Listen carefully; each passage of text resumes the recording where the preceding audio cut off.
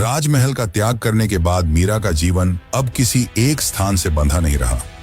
उन्होंने चित्तौड़गढ़ की सीमाएं पार की और उस धरती की ओर बढ़ चली जहां हर श्वास में कृष्ण का नाम गूंजता है, वृंदावन। वृंदावन, जहां कृष्ण की लीलाओं की स्मृति बसी थी, मीरा के लिए किसी नगर से अधिक एक जीवित अनुभव था।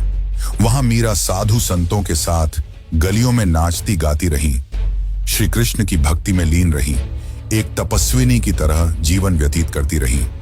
वे भिक्षा मांगकर जीवन यापन करती थीं और दिन रात कृष्ण नाम का स्मरण ही उनका संसार बन चुका था। 16वीं शताब्दी तक वृंदावन भक्ति और वैष्णव परंपरा का एक प्रमुख केंद्र बन चुका था। यहाँ चैतन्य महाप्रभु की परंपरा से जुड़े अनेक संत और विद्वान निवास करते थे। उन्हीं में से एक थे जीव गोस्वामी, जिन्हें उस समय वैष्णव दर्शन का अत्यंत प्रतिष्ठित आचार्य माना जाता था। शास्त्र, व्याकरण और भक्ति सिद्धांत पर उनकी विद्वत्ता निर्विवाद थी। जब मीरा को यह ज्ञात हुआ कि जीव गोस्वामी वृंदावन में हैं, तो वे उनसे मिलने पहुंची, किंतु उनके शिष्यों ने मीरा को रोकते हुए कहा कि गोस्वामी जी ब्रह्मचर्य का पालन करते हैं और स्त्रियों से नहीं मिलते। इस पर मीरा ने शांत भाव से उत्तर दिया कि उन्होंने तो सुना है कि गोस्वामी जी कृष्ण भक्त हैं और कृष्ण भक्ति में केवल एक ही पुरुष है, श्री कृष्ण, शेष सभी तो गोपियां हैं। ये बात जब शिष्यों ने जीव गोस्वामी तक पहुंचाई तो उन्हें अपनी भूल का बोध हुआ। उन्होंने मीरा से भेंट की, उनके साथ भजन कीर्तन किया और आध्यात्मिक संवाद भी हुआ। वृंदावन के बाद मीरा की यात्रा उस भूमि की ओर बढ़ी जहां कृष्ण रणछोड़ जी के रूप में पूजित हैं, द्वारका। गुजरात के सौराष्ट्र तट पर स्थित यह नगरी मीरा के जीवन की अंतिम शरण स्थली बनी। कहा जाता है कि जीवन के अंतिम वर्षों में मीरा यहीं निवास करने लगी और दिन रात रणछोड़ जी की भक्ति में लीन रही। अब न उनके पास राजमहल था, न सत्ता, न सुरक्षा, केवल भक्ति थी और वही उनके लिए पर्याप्त थी। इसी समय मेवाड़ में परिस्थितियां बदल रही थीं। सत्ता संघर्ष, बाहरी आक्रमणों और आंतरिक अस्थिरता ने राज्य को कमजोर कर दिया था। तब मेवाड़ के शासक बने महाराणा उदय सिंह द्वितीय, जो आगे चलकर महाराणा प्रताप के पिता कहलाए।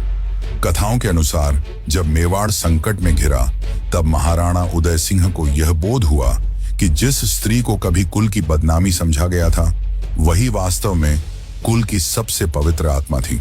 उन्हें अपने पूर्वजों के कर्मों पर पश्चाताप हुआ और उन्होंने मीरा को खोजने का प्रयास आरंभ किया।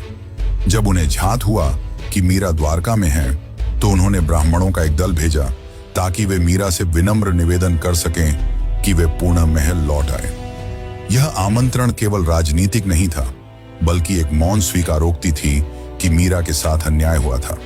किंतु मीरा अब उस संसार की नहीं रही थी जहां से वे चली आई थी। यह बात सन 1547 की मानी जाती है। एक दिन मीरा द्वारका के मंदिर में भजन गाते हुए रणछोड़ जी के दर्शन के लिए गईं।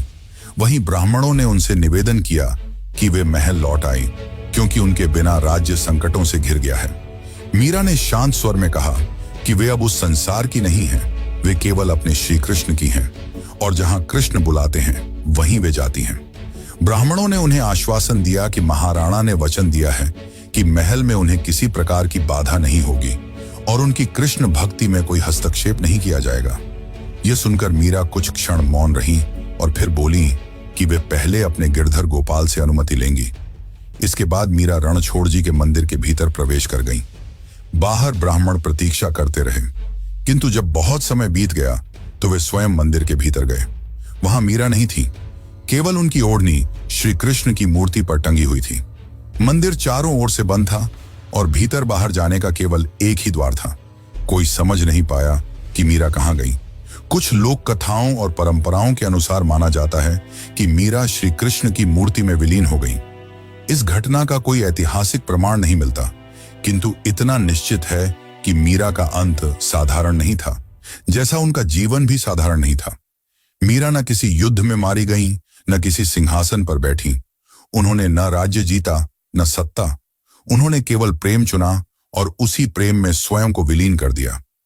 एक राजकुमारी से संत बनने तक की यह यात्रा हमें सिखाती है कि सच्ची भक्ति समाज, परंपरा और इतिहास तीनों से बड़ी होती है। शायद इसी कारण सदियों बाद भी जब कृष्ण का नाम लिया जाता है, तो मीरा की आवाज कहीं ना कहीं अवश्य गूंजती है। मीराबाई का जीवन केवल भक्ति का ही नहीं, बल्कि काव्य और संगीत का भी अद्भुत उदाहरण था। वे एक महान कवयित्री और गायिका थीं। उन्होंने कृष्ण भक्ति में अनेक पद और भजन रचे,